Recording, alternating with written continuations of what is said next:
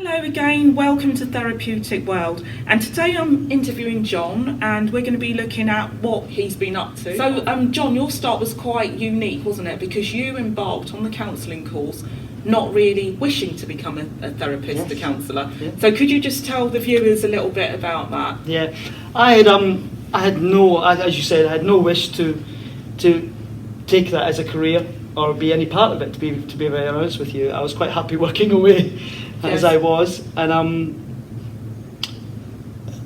then as it progressed, even at the end of the course, I didn't go into anything after. I stopped doing my one-to-one counselling with the agency. However, what happened after the course was when I finished it, and someone at work got to hear about it, one person in particular in the HR department, then they asked if it would be possible to come and sit and have a chat, and we got started on stress at work. And then from there, the HR department then decided that it would be a good thing to have a workplace counselling service. Right. But I don't think they quite understood at that stage how big it was and what needed to be put in place. And this is a new thing, is Very new. We never had anything like that at all. So the discussion was it going to be a full-blown counselling session, or was it more of a signposting session?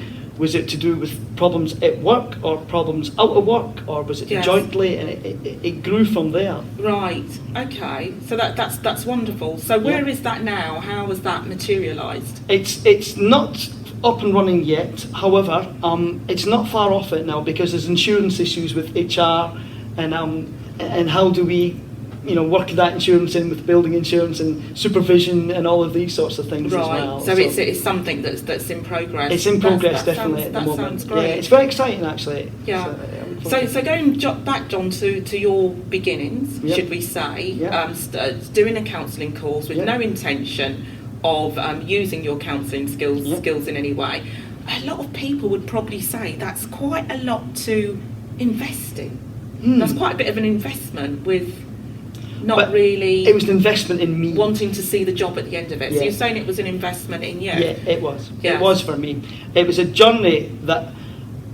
My background in addiction had not just affected me, but it affected my family as well. Right. So I had a sister who also had a similar addiction to me as well, and one of my parents. So it was getting for me to understand, how did this happen to my family? How does this addiction, how does it come out? And it was basically about beginning to understand more about what had happened to me. And that was, and trying to figure out, if it's happened to me this way, how can I stop it happening again to other people, or other people in my family as well. So it was that really. And I think, again, I think I've mentioned it before, it was such a journey, and I learned so much about myself. When I started that journey on level 2, it's very difficult to stop then, because once you start getting into yourself and that I needed to finish it, and that's what kept me going, was the fact that I'd have gone so far and learnt so much about myself. So really you took it as a course to full self-development. Absolutely, and self-therapy and learning where I was in my life, and just finding more about myself. And I did that definitely on the course. It was very difficult at times, and there's times I wanted to walk away, but then I would come back to the class, and then I'd learn something more about myself through the theory or the practice sessions. And that kept me coming back and coming back. So you've now you're now starting to take that learning outside, just the workplace counselling that you've spoken about. Can you see any other plans, or is that it for now? And just see where. I think the workplace one is going to be quite huge, actually. I think that's probably definitely enough at the moment, because I think once you start getting into workplace counselling and stress, you begin to see how big it's become now. And not just in terms of legal, but this is the way that it's going now. The days of employers just turning their back, that ship has sailed. That's gone now, both in legal terms and moral terms as well. So workplaces are becoming far more aware of people's, not just the personal problems impacting on work, but what problems impacting on their personal life. Right, so it's exactly, a two-way street. So I think employers are becoming very much more aware of that. So support the employees, and they're going to be able to work Definitely, better. I think that's it. And sickness goes down. Financially, it makes sense. Right. So this is really valuable. Absolutely. And I think it's a social part of work is probably hugely more important now than it's ever been, because we work long hours, and most of what we do is at work. So I think investing in people at work and that is a huge thing. Yes, that's wonderful. Okay, John, before we end, is there anything else that you'd like to say to the viewers that might be quite helpful? I think as well, even when I finish the counselling course, yes, the skills that you learn in there, the person skills, and being able to one of the best things I ever learned on the 4 or 5 years of this course, and I take it to this day, even with my children themselves, is being able to listen, because I was never able to listen.